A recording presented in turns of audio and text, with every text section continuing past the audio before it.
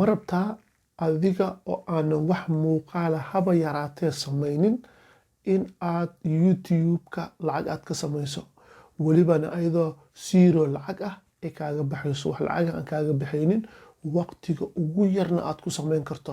waxaa samayn doontaa muuqaalo cajiiba oo dhinacyo badana lacag ay kaaga soo geli doonaan haddii aad diyaar u tahay inaad samaysid. waana fursad cusub, la tijaabiyey, la ogaaday oo ribix laga heli karo. ila soc muuqaalka aan bilaabano.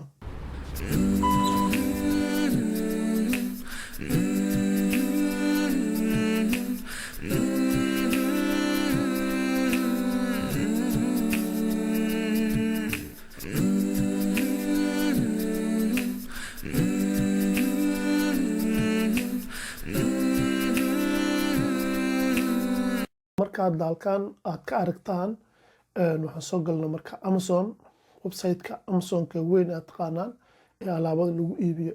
anaga marka waxaan raadinaynaa oo keliya alaabada ama productiga hoostooda ay taalo muuqaalo laga sameeyey. ma raadinayno kuwo sawir leh oo keliya. sida idiin muuqato hadda waxaan rabnaa inaan galno kuwa leh muuqaalka leh, muuqaal fiican leh, weliba ma rabna haafa oo dhinacyada ka madoob oo kale. waxaan raadinaynaa video muuqaal, waxaan raadinaynaa oo keliya oo full ah. si fiican u fiirso, ma rabno kuwo dhinacyada ka madoob ama haaf ah oo lasoo gaabiyey, ma rabno. waxaan u baahannahay muuqaal dhammaystiran oo maaragtay oo full ah, oo maaragtay quality-giisu fiican yahay, oo productiga si fiican ugu shaqeynayo. productigaas marka wuxuu leeyahay sida hadda inoo muuqato, productigan baashaan cooker-ka ah hadda soo qabanay oo first page-ba ka muuqato.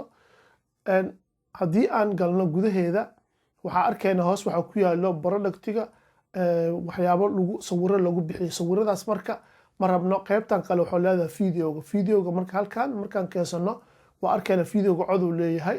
codka aan iska xirno ma rabno.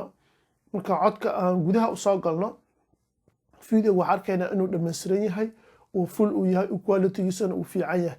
marka hadhowdii adiga markii aad rabto waxaa samaynaysaa editingka. markaad samaynaysid waxaa ku darsanaysaa codkii aad doonto, ama codkaaga saaro ama codod kale, ama waxaad doonto markaas saaro codod kale, qof kale iska saar sidaad doonto. marka adiga ugu samey waxyaabo kale, effects kale kusoo dar, sii qurxiso. videogaasna waa free, waayo dadka iskale way ugu talagaleen in productigaas la bixiyo oo maaragtay la xayeysiiyo oo video laga sameeyo. digniin marka iska ilaali muuqaalada ama productigeeda qaarkood ee hoos ku yaallo waxa ay wataan si toos ugu xiran yihiin muuqaal youtube-ka laga soo qaaday. marka kaasoo kale ha qaadanin midka youtube-ka laga soo qaado, waayo markii hore youtube lagu upload gareeyey oo la geliyey. hadda adiga isticmaasho marka waxaa laga yaabaa inaan copyright lagugu qabsado. laakiin kan caadiga ah ee shirkadu leedahay ee iyadu ay samaysay video toos ah waaye, halkaasuu yaalaa. marka kaasaa kaga qaadan kartaa. tusaalaha labaad marka haddii aan fiirino productigan kaleeto waxaa aragnaa waa sidoo kale waa video oo muuqda oo wanaagsan. videogaas marka haddii aan weyneyno waa arkaysaa wuxuu yahay waa video aad quality-giisu u sareeyo oo productigana ka sheekeynayo. marka labadaas tusaale waa kugu filan tahay. adiga sii raadi, productiga way badan yihiin. Amazon gal, AliExpress gal, ani website kasta ee alaabo lagu kala iibiyo productiga fiiri haddii uu leeyahay muuqaalkaas freega ah qaado, editing yar ku sameey, youtube-ka geli. qaabkaas waxaa ku samaysay muuqaal oo adiga waqti badan kaaga bixin, lacag aanan kaaga bixin, juhdi badan aadan gelinin. waa edit garaysay, kadibna waxaad gelinaysaa youtube-ka. halkaasna waxaad ka qaadanaysaa viewskaaga. halkaas ayaad marka lacag kaga kasban kartaa. midda kale muhiimka ah waxaa waa tan labaad ah ee qaabka lacagta ugu samayn karto isla videogaas. laanna waxaan rabnaa hal dhagax inaan 2 shimbir aan ku dilno. dadka qaar ka badan ay sameeyaan. tusaale haddaan usoo qaato muuqaalkan idiin muuqdo ee youtube-ka ah, qofkan wuxuu sameeyaa product waa review.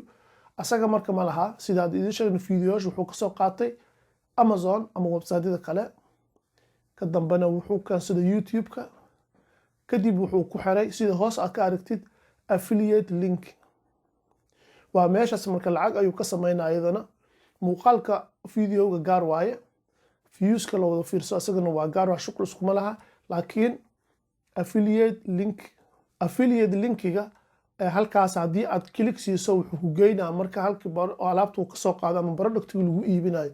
markaa meeshaas tagto waxaa arkaysaa muuqaalkii meesha uu keenay oo yaallo.